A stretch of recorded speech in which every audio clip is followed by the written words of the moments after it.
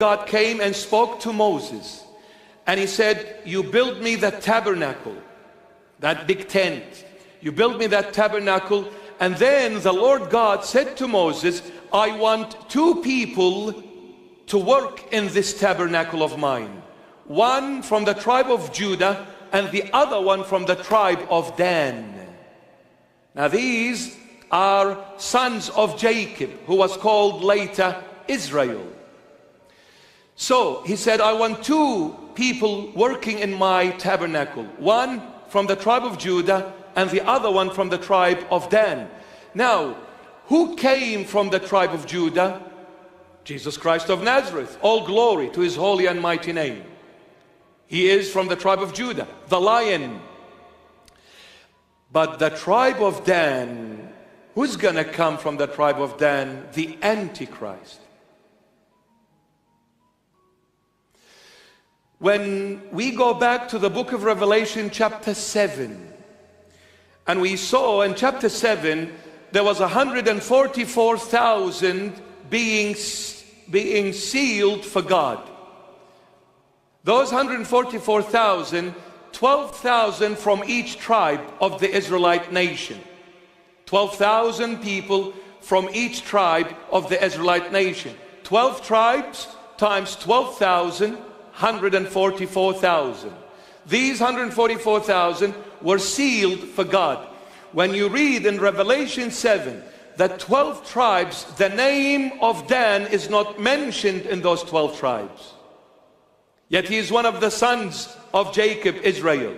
But he is not mentioned in chapter 7 being sealed for God. Why? Because whoever goes against the Lord Jesus Christ, their name will not be written in the book of life. They will not be mentioned. They'll be gone for good, forever. That's why Dan is not mentioned in Revelation 7, because those tribes were being sealed. Stamp sealed meaning authenticated, approved, accepted by God. And God will never accept someone who is an antichrist, against Christ. God the Father has only one Son. He only recognizes Jesus out of the entire human race, by the way. So don't ever think God approves of anyone outside of Jesus Christ. Now, this is not discrimination. This is not being, judgmental. This is the truth. You bring me one human being that lived anywhere near Jesus Christ of Nazareth lived. Impossible. You bring me, whoever you want to bring. Come on, let's go. I am ready. Show me a life of a religious figure, of a philosophical figure, of a political figure, anyone. You bring me anyone. No one ever lived like Jesus. The holiness, the purity, the perfection, the excellence, the glory of Jesus Christ. No one. So my beloved, in the tabernacle at the time of Moses the prophet, the Lord God said, I want two people to work in my tabernacle. One from the tribe of Judah, symbolically representing Christ the King, and one from the tribe of Dan, symbolically representing Satan, the Antichrist. Now why? The Lord, through his infinite wisdom, allowed Satan to work through us as well. Reason being,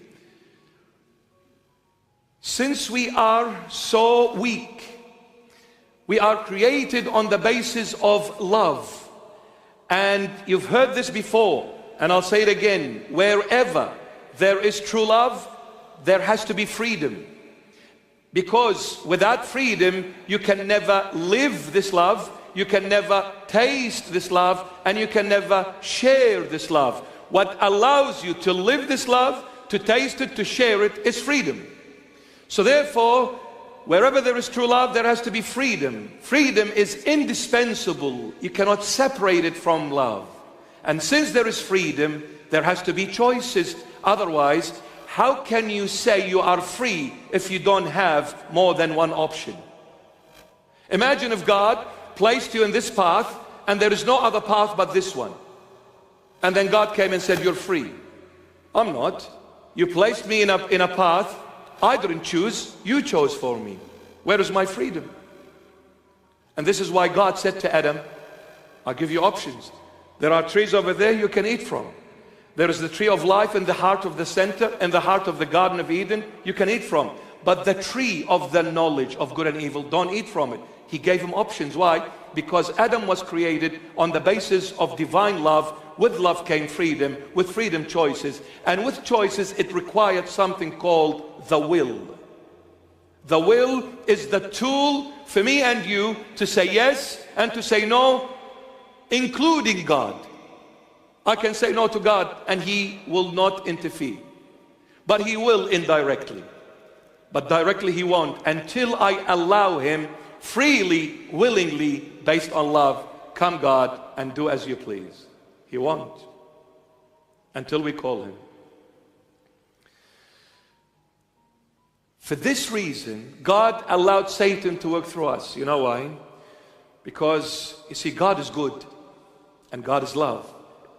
God doesn't hurt. God doesn't kill. So He uses Satan to break us. He uses Satan to break us when we become, in a simple terminology, naughty. He didn't laugh. When we veer off the road, God will allow Satan to come and smack us. So there are two working in this tabernacle, temple.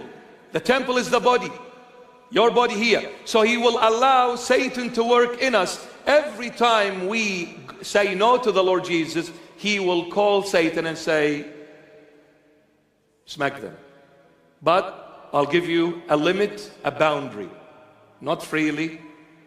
I have limited you. Because I know each of my children, what they are capable of handling.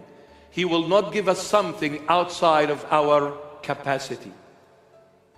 But even when we go through hardships, it is the grace of the Lord Jesus that is carrying us as well. But Satan will work in us. Christ will work and Satan will work. Every time we do something good, remember it was the Lord, the good God, who did it in us. And every time we do something bad, remember it was Satan who is working through us, because through Satan it is a disciplinary action for us to wake up. It's a more simplistic approach. When I'm healthy, when I'm wealthy, when I'm strong, when I'm young, no one can say anything to me. And especially living in the West, it's a free country, brother. What's up, bro? Get down, brother. Lay me some skin. Whoa, what's up? So when I am healthy, wealthy, still young, and it's a free country, I can go wherever, however, with whomever. No one can stop me. Mom and dad come and say, son, please don't go with these so-called friends. Be quiet, mom and dad. And if you talk more, I'll dial 000. They'll throw you in the cage and take you to Fairfield Police Station. Hello to all the coppers. And please don't book me when I'm speeding on the road, okay? That's a confession. All right. We try to be good. But if you book me, I'll book you. I'll book you my way. I'll make a phone call. I'll make the phone call to the one who created you and created me. So you better not book me. All right. So parents say, don't do it. No, I'll do whatever I want. The priest, the father says, don't go, don't mix. No, we don't listen. We don't listen to no one. What happens? The Lord allows Satan to come and get me into trouble. I was caught taking drugs. The coppers caught me. I was speeding and I was drunk and I had an accident. And my friend got really hurt in that accident. He almost lost his life. What a big shake. What a big quake happened in my life. Who allowed it? The Lord. Why? Because I'm disobedient. I'm not listening. And if He lets me freely as I wish, I will end up destroying my entire being. God is love. He purchased us with His own precious blood on Calvary on the cross. He will not let you go until He calls you home. So He will let Satan to come. When I'm healthy, I don't care about anything. When I'm sick, I will not leave one saint alone without mentioning their name and begging them for their intercession and their prayers. I'll go to every church. I'll ask every priest. I'll ask every father, please pray for me. I am sick. I don't care about anything anymore. Before, I used to gossip about everyone. I gave up that gossip. I'm all focused on this illness. All I care about is to be healed. And the moment the Lord heals me, did you know? Why can't we be good boys and good girls without going through hardships?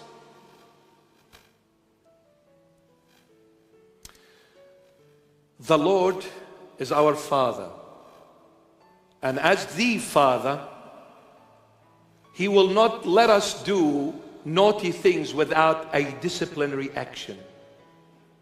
And that disciplinary action, Satan is working also. Satan will come and break us. Christ, who is also working in us, will make us. Christ light, Satan darkness. Christ holiness, Satan filthiness. Christ life, Satan death. Christ construction, Satan destruction. But let me tell you this. Between the destruction and the construction, this is where you will meet your Messiah face to face. Wow. Between the destruction and the construction, this is where you get to know the Messiah. He reveals Himself to you between being broken and being amended once again. When we hit rock bottom, it is then and then only we realize there is no one that can save me except God. You see, the Lord will make sure I come to this realization. The Lord will make sure I come to this truth. The Lord will make sure I come to this insight where He will make sure I no longer trust in people, but my reliance and trust must be first on God, then people that are given to me by God. But you see, before I relied on people, I didn't care about God. So what will God do? He will take them away one by one.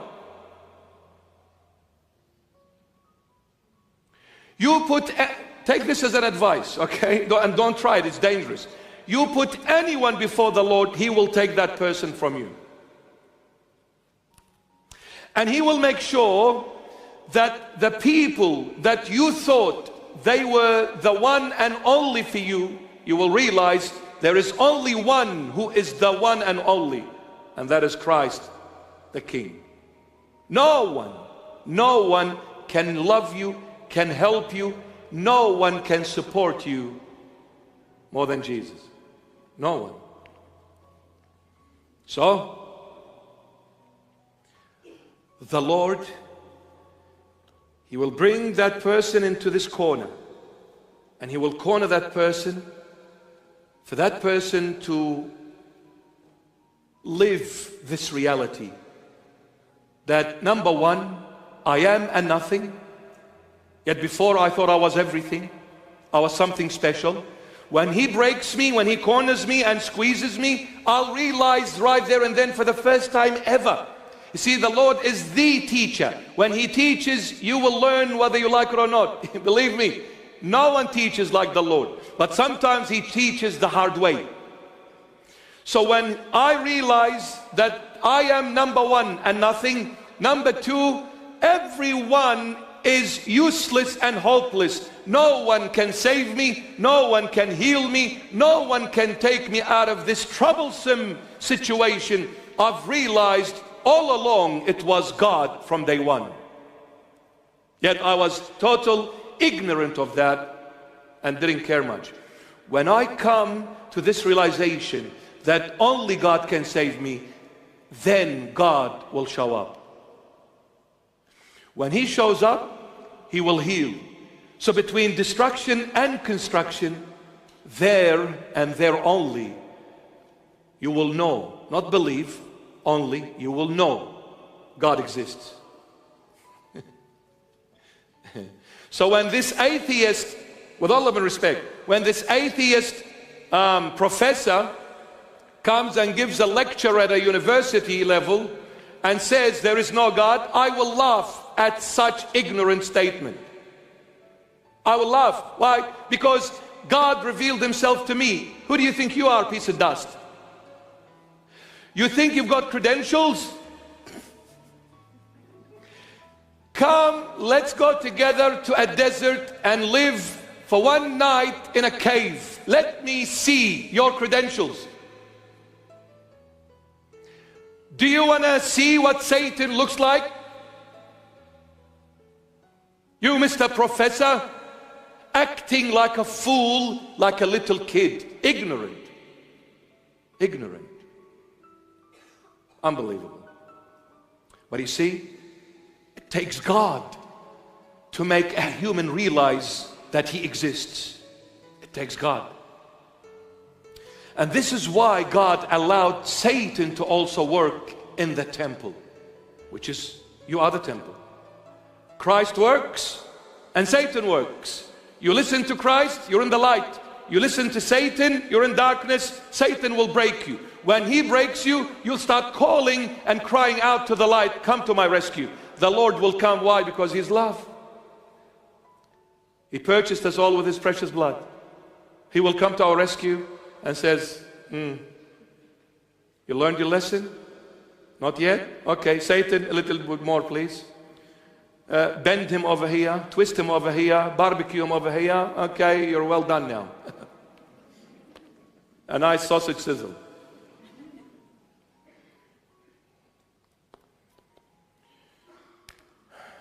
Satan is very ugly.